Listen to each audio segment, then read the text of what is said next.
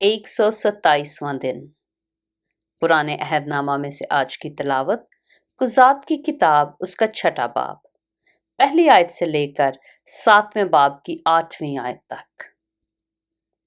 और बनी इसराइल ने खुदावंद के आगे बदी की, और खुदावंद ने उनको 7 बरस तक मिद्यानियों के हाथ में रखा, और मिद्यानियों का हाथ इसराइलियों पर गालिब हुआ।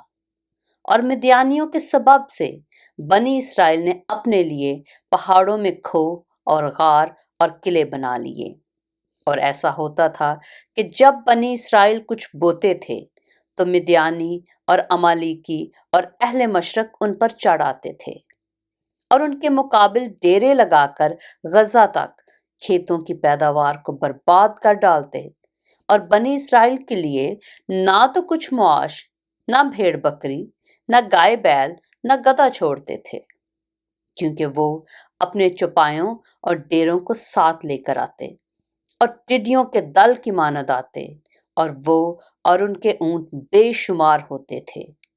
ये लोग मुल्क को तबाह करने के लिए आ जाते थे। सो इसराइली मिद्यानियों के सबब से नहायत खस्ता हाल हो गए, और बनी इसराइल खुदावंद से फरियाद करने लगे। और जब बनी इसराइल मिद्यानियों के सबब से खुदावंद से फरियाद करने लगे तो खुदावंद ने बनी इसराइल के पास एक नबी को भेजा। उसने उनसे कहा कि खुदावंद इसराइल का खुदा यूं फरमाता है कि मैं तुमको मिस्र से लाया और मैंने तुमको गुलामी के घर से बाहर निकाला। मैंने मिस्रियों के हाथ से और उन सबों के हाथ से जो तुमको सताते थे तुमको छुड़ाया, और तुम्हारे सामने से उनको दफा किया और उनका मुल्क तुमको दिया।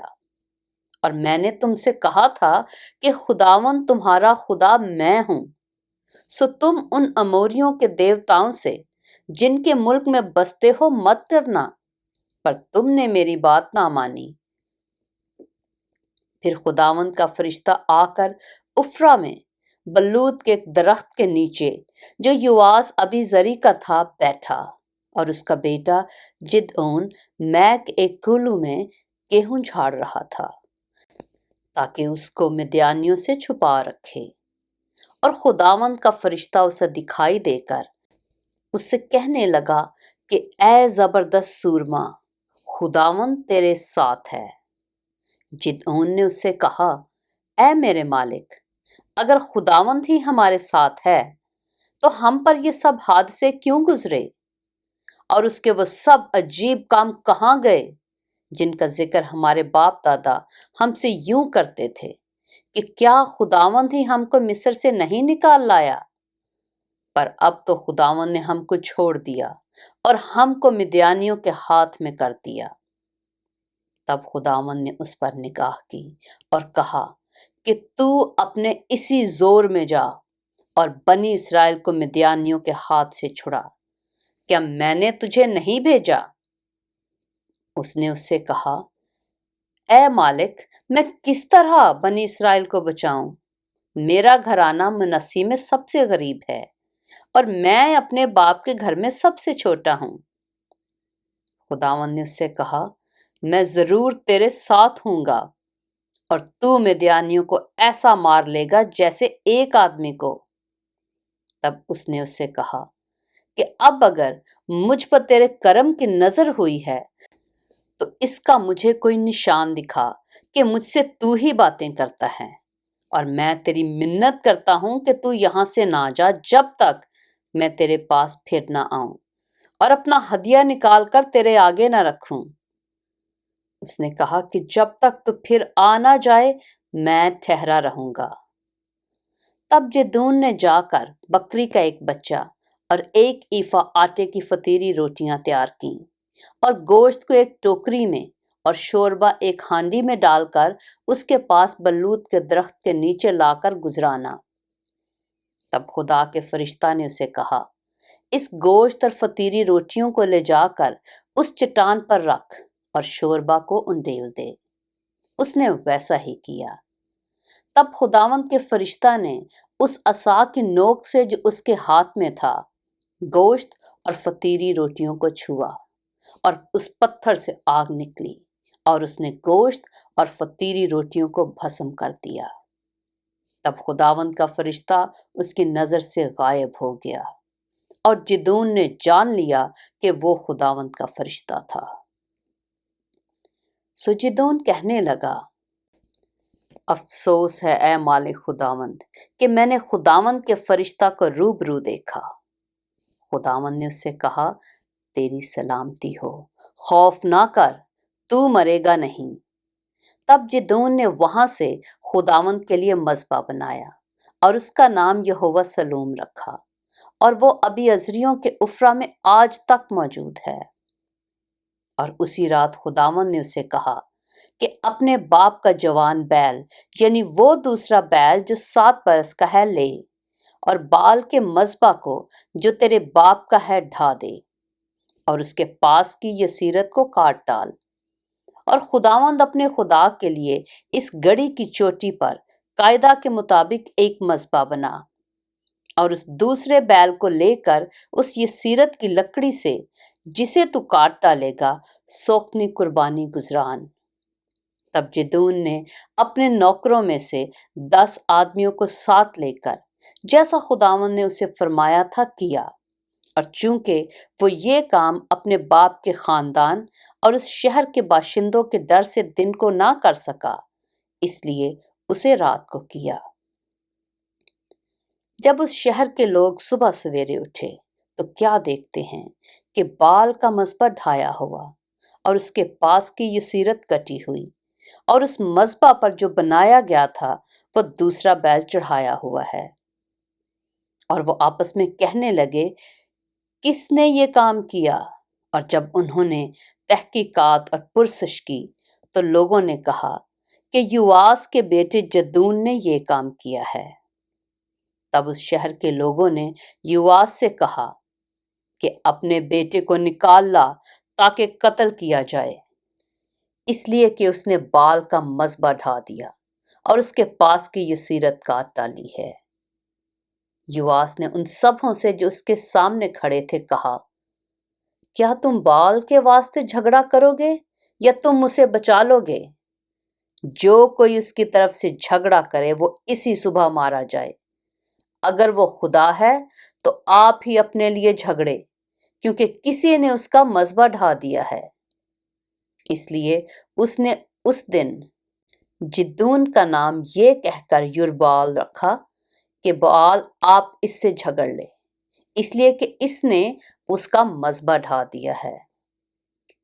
تب سب مدیانی اور امالیکی اور اہل مشرق اکٹھے ہوئے اور پار ہو کر یزرائیل کی وادی میں انہوں نے ڈیرا کیا۔ تب خداوند کی روح جدعون پر نازل ہوئی، سو اس نے نرسنگا پھونکا اور ابیعزر کے لوگ اس کی پیروی میں اکٹھے ہوئے۔ پھر اس نے سارے منسی کے پاس قاصد بھیجے، سو وہ بھی اس کی پیروی میں فراہم ہوئے، اور اس نے آشر اور زبولون اور نفتالی کے پاس بھی قاصد روانہ کیے، سو وہ ان کے استقبال کو آئے۔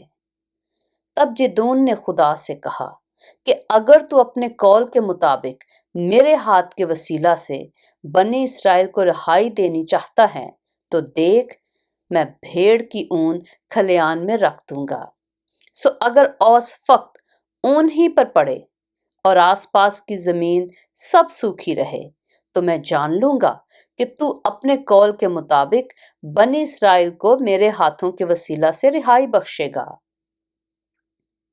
اور ایسا ہی ہوا، کیونکہ وہ صبح کو جو سویرے اٹھا اور اس اون کو دبایا اور اون میں سے اوس نچوڑی تو پیالہ بھر پانی نکلا۔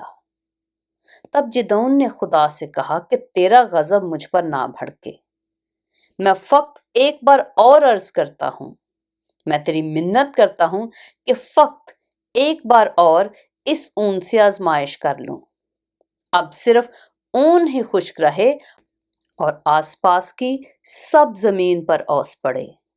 سو خدا نے اس رات ایسا ہی کیا، کیونکہ فقط اون ہی خشک رہی اور ساری زمین پر اوس پڑی۔ قضات کی کتاب اس کا 7واں باب۔ تب یربال یعنی جدون اور سب لوگ جو اس کے ساتھ تھے سویرے ہی اٹھے اور ہیرود کے چشمہ کے پاس ڈیرا کیا، اور مدیانیوں کی لشکرگاہ ان کے شمال کی طرف کوہ مورا کے متصل وادی میں تھی۔ تب خداوند نے جدون سے کہا، تیرے ساتھ کے لوگ اتنے زیادہ ہیں کہ میں مدیانیوں کو ان کے ہاتھ میں نہیں کر سکتا۔ ایسا نہ ہو کہ اسرائیلی میرے سامنے اپنے اوپر فخر کر کے کہنے لگیں کہ ہمارے ہاتھ نے ہم کو بچایا۔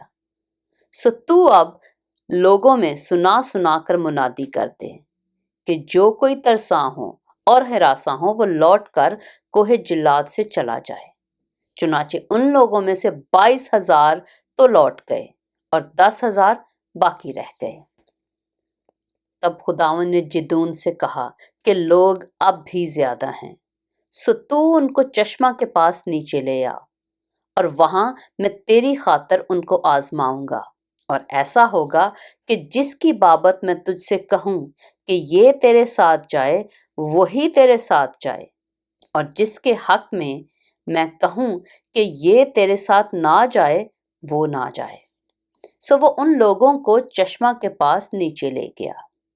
اور خداوند نے جدعون سے کہا کہ جو اپنی زبان سے پانی چپڑ چپڑ کر کے کتے کی طرح پیے اس کو الگ رکھ، اور ویسے ہی ہر ایسے شخص کو جو گھٹنے ٹیک کر پیے۔ سو جنہوں نے اپنا ہاتھ اپنے منہ سے لگا کر چپڑ چپڑ کر کے پیا وہ گنتی میں 300 مرد تھے، اور باقی سب لوگوں نے گھٹنے ٹیک کر پانی پیا۔ تب خداوند نے جدعون سے کہا کہ میں ان 300 آدمیوں کے وسیلہ سے جنہوں نے چپڑ چپڑ کر کے پیا تم کو بچاؤں گا، اور مدیانیوں کو تیرے ہاتھ میں کر دوں گا، اور باقی سب لوگ اپنی اپنی جگہ کو لوٹ جائیں۔ تب ان لوگوں نے اپنا اپنا توشہ اور نرسنگا اپنے اپنے ہاتھ میں لیا، اور اس نے سب اسرائیلی مردوں کو ان کے ڈیروں کی طرف روانہ کر دیا، پر ان 300 مردوں کو رکھ لیا۔ پاک کلام کے پڑھے اور سنے جانے پر خداوند کی برکت ہو۔